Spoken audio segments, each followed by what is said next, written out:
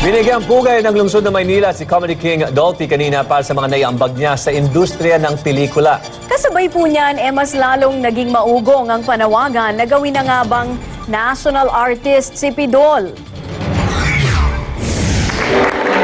Masigabong palakpakan ang sumalubong sa ibinigay na parangal kay Comedy King Dolphy bilang Gawad Diwa ng Lahi Awardee. Ito ang pagkilala ng lungsod ng Maynila sa kanyang ambag sa larangan ng pagtatanghal.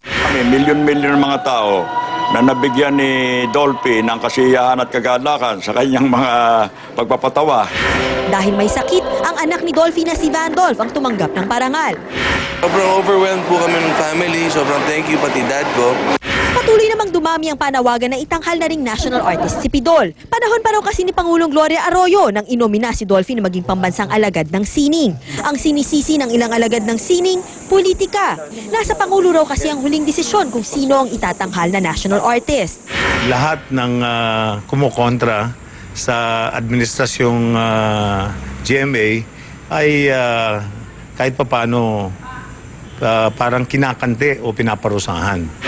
Kwento naman ng dating executive director ng NCCA na si Cecil Guidote Alvarez, pinagtalunan na noon kung matatawag nga bang sining ang ambag ng Comedy King. Any evaluation, merong pros and cons. Yung mga con, matindi ang pagkakon. Pero kung si Vandolph ang tatanungin, hindi na dapat pagdebatihan ang pagbigay ng award sa ama. Siguro naman deserving talaga ang tatay ko for that award. Para naman kay Eric Quizon, I want my dad's health to improve. So, tsaka na lang natin pag-usapan yung national artist. But, if they're going to give it to him, thank you very much. Beverly Natividad, News 5. Sports naman po tayo matapos mabigo na 2 beses nakalasap na ng kampyonato si 3-time NBA MVP LeBron James. Nasungkit kasi na Miami Heat ang NBA Championship matapos pataubin ang Oklahoma City Thunder kanina.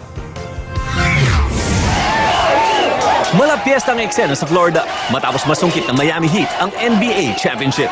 Nilampaso ng Heat ang Oklahoma City Thunder sa Game 5 ng kanilang best-of-7 series sa score na 121-106. Natapos ang serye 4-1. Sa laro, kitang-kita kung paano dinomina ng Heat ang Thunder. Sa third quarter nga, umabot pa sa 25 points ang lamang nila. Pangalawang kampyonato na ito ng Heat, pero mas matamis ang panalo para kay 3-time MVP LeBron James. Kumanada ng triple-double si James matapos umiscore ng 26 points, 11 rebounds at 13 assists. Siya ang itinanghal na Finals MVP at nauwi pa niya ang kanyang unang kampyonato matapos mabigo ng 2 beses. It took me to go all the way to the top and then hit rock bottom basically to to realize what I needed to do. And I'm just happy that I was able to be put back in this position.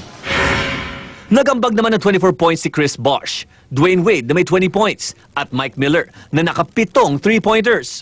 Ito rin ang unang panalo ni Phil-Am coach Eric Spoelstra. Dismayado naman si Kevin Durant na naka 32 points para sa Oklahoma. It hurts. It hurts, man. We're all brothers on this team.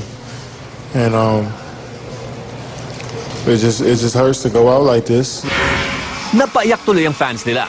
Gaya na lang ng 6 na taong gulang na batang ito na naging hit sa YouTube.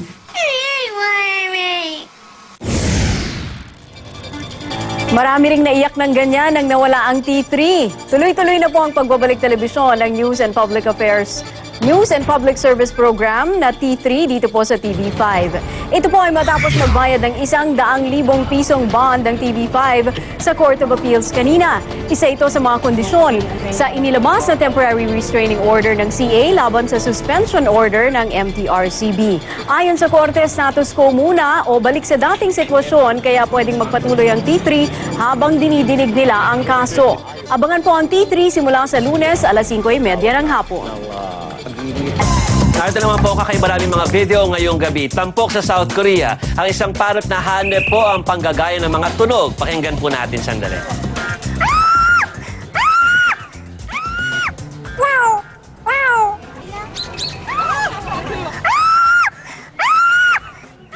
Ilan lang po yan sa 50 tunog na kayang gayahin ng 40-year-old African Grey Parrot na si Lala. Yan po ang pangalan niya. Madalas daw ang pagsipol ng trainer habang nakipaglaro kay Lala at isang araw, mayroon lang daw sumipol din itong si Lala. Mula noon ay tinuruan na ang ibon ng iba't ibang klase ng tunog. Tuwang-tuwa naman ang mga bisita sa zoo kay Lala.